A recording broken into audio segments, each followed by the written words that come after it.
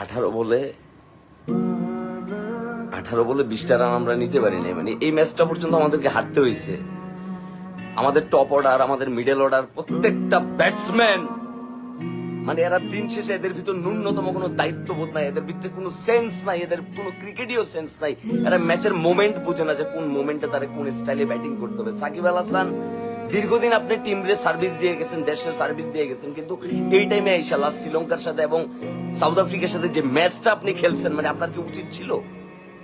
আপনার কি আরেকটু দায়িত্ব নিয়ে খেলা উচিত ছিল না আপনার? সাকিব আল হাসান দাঁত কেলায় হাসতেছিল। মানে আপনাদের লজ্জা করে না? ঠিক আছে, আপনাদের জন্য রাত জায়গা কোনো লাভ নাই।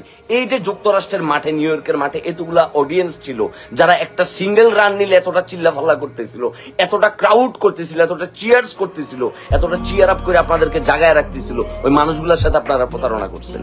বারবার আমাদের সাথে আপনারা অবিচার করবেন না। মানে আমাদের অপরাধটা কই? যে আমরা ক্রিকেটকে ভালোবাসি, ক্রিকেটকে পছন্দ করি, এটাই কি আমাদের অপরাধ? যে আমরা দিনের পর দিন আপনাদের সাথে হচ্ছে কি